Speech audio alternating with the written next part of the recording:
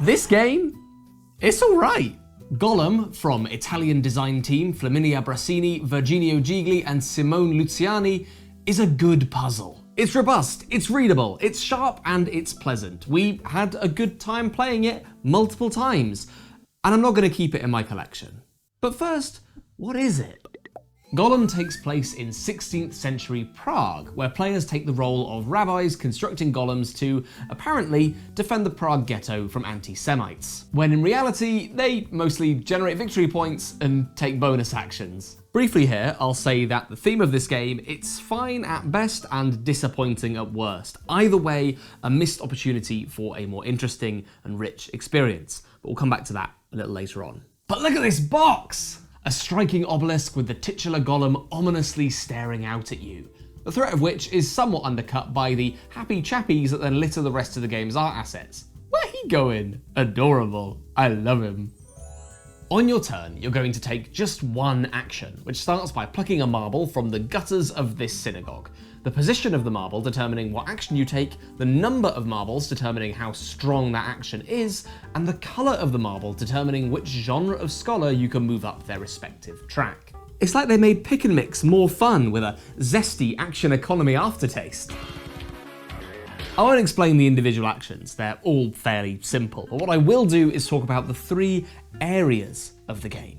One of the actions lets you spend knowledge to take books, each new tome added to your collection granting you not only their bonus, but also the bonus of every book read before. Golem out here making a powerful case for the long-term benefits of media literacy. Another lets you do alchemy, spending gold to build your own miniature little engines that grant you splashes of currency when you take certain kinds of marbles. But golems, fittingly, are the meatiest of the three. You can spend clay to make or upgrade golems, placing them into the town and then sending them off to do little chores, getting bonuses from these action spaces that they land on. However, these golems are also a smidge dangerous. They have to be controlled by your scholars at the end of each round, meaning you have to expend some knowledge for every space past you that they've toddled. Because at the start of every round, they'll move of their own accord, stomping through the city of their own volition. And if they get to these end spaces over here, they start causing damage, costing you victory points. Hilariously, the solution to losing mega points from your rogue golems, it's to just kill them, sending them to their little golem graveyard where they grant you one final deathbed bonus before returning to the earth from whence they came. During our games of this, our headcanon got pretty delirious. High priority golems that had gotten away from their handler needing to be taken out in spy movie fashion.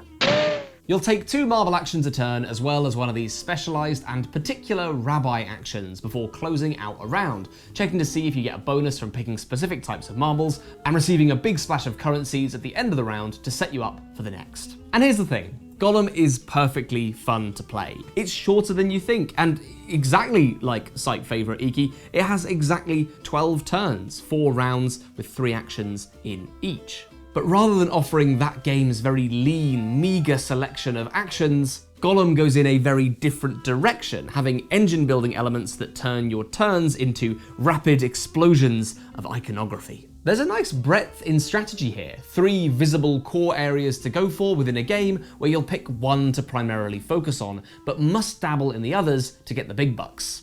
Everything is satisfyingly interlinked, and there's enough variety in those 3 core areas of the game that you don't ever feel like you're retreading the same ground on repeat plays, especially considering all the random elements there are in this game, forcing you to look for bargains when they're available, scoping out the best route through all the systems to score the big points. And when things click, you get turns of similar kinetic satisfaction to that of clearing lines in Tetris. This resource gets me this upgrade, which gets me this bit of movement, which gets me a new golem, whose upgrade means I can activate this space twice, which then kills the golem and gets me double bonuses because they're no longer useful to me.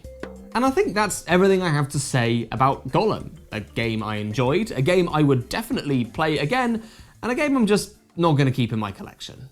So you might be asking, why are Shut Up and Sit Down reviewing a 2021 Euro game that is, by all accounts, just fine now? Well, sorry to the people who made Golem and the folks at Cranio Creations, but I want to make a point about the good Euro game. We are always getting comments and emails asking us why we don't review Eurogames these days, and we're always seeing assumptions that it's because our tastes skew lighter than most people. I see sentiment all the time that we only like party games or light games or games for social people, games for people who know their friends really well, and yeah, of course, we do like those games. But we adore big crunchy Euro games. We love the experience of sitting down to huge puzzles like these, plotting optimal courses through tangled rule sets. It's just that a large majority of these games are enjoyable enough, but no more immediately recommendable than the Euro games that we've been recommending people buy for years. How many of these kinds of puzzles do you need to buy per year? What's the killer feature of this specific sleek and robust puzzle that's going to push another game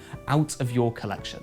The answer to that could simply be that it's new in presentation, theme, or that one weird mechanical thing that it does. And if you've the money to dabble in things simply because they're a new iteration of a genre you enjoy, fill your boots. It's just hard to make videos earnestly recommending such boxes when Eurogames now are such well-trodden ground that 90% of the games you're going to play are going to be a 7 out of 10, at worst. And 7 out of 10s don't make for terribly entertaining videos. They do not make for collection mainstays, and they absolutely do not make for immediate recommendations for folks starting their journey through board games. Lacrimosa, Tillatum, Imperial Steam, Three Ring Circus, Bitoku, the Transcontinental, Solar Sphere, Findorf, and loads more. They are all good games. This isn't a big middle finger to these games, to Euro games, not at all. I enjoyed playing every single one of them. It's just hard to find something to say about these games beyond they're good, they're enjoyable, they're fun, I like them. This exact slot in my shelves is where this kind of game goes, and it's shapeshifted multiple times because these games can feel interchangeable and have similar life cycles. As reviewers, we frequently want to push people towards the best or the most unique, and these kinds of games do not fit into either of those categories, and it just isn't worth a video's worth of work to ultimately land on the conclusion that this game is good, but play first. So, with that in mind, why talk about Golem at all? If it's just a good Euro game, then what separates it from all the other ones that we didn't cover in video? Well, it's because I've got a second point to make. That's right, baby, 2 points. Twice as many points in this video as you'd normally get. What normally separates your Euro games out, elevates them from good to great, is in the theme and presentation. How are these mechanics dressed and enriched with theme to make them something you want to sit down to and teach to your friends? And Golem has a theme. It has a unique theme. We always want those. But not like this. On the Shut Up and Sit Down podcast, we hand-waved our way through Golem's theme, cited it as not our area of expertise, trusted those consulted about the theme of the game, and went about our days. But since then, I've done a whole bunch of research, reading, and comments trawling around Golem. This game takes a very specific tale, that of the Golem created to defend the Jewish ghetto in Prague from anti-Semites, and removes all traces of that from the game itself, save for about 4 lines of text at the start of the rules. Nothing in the game points towards this story. In fact, elements of the story are actively removed to make way for more resource collection.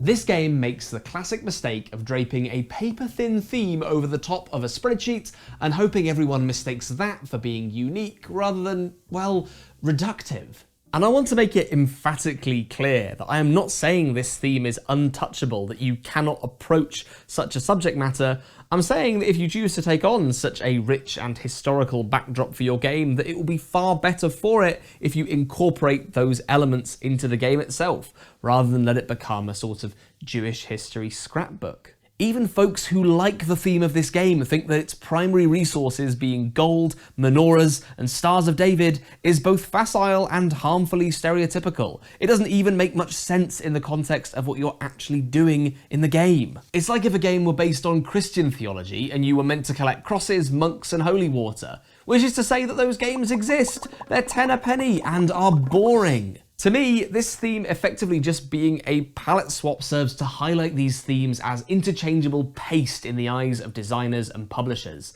and that's just a great shame. It's not the responsibility of any game to offer a complete historical package if it doesn't want to be one. But to me, it's just disappointing to see another game approach an interesting theme and then shy away from it, flattening it back into a spreadsheet. This game told me nothing at all through its theme. If I was incurious or hadn't done further research, it might have taught me the wrong things about its theme. And that plainly sucks. Especially in a culture where not only is anti-Semitism still a thing, somehow, but also on the rise, and often enforced through harmful tropes that are present in this game.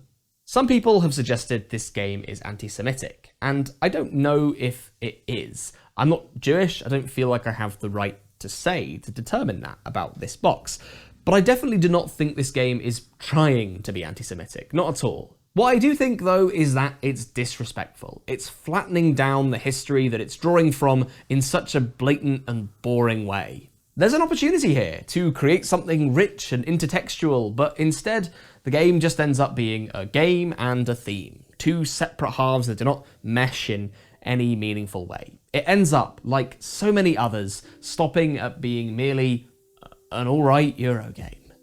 And that's the end of this video. That's the end of the review of Golem. If you appreciate the work that Shut Up and Sit Down are doing these days, then you can check out our Patreon, where we have recently just released 2 entire donor-exclusive videos for you to peruse at your leisure. I think they're both pretty fun. And if you want even more board game opinions, if you want more chat about Golem, then check out the Shut Up and Sit Down podcast. You can find it right over here somewhere. It'll be on the screen. You can listen to an episode, hear us talk about some stuff. I think the podcast's quite good fun. It's a good time. I like it.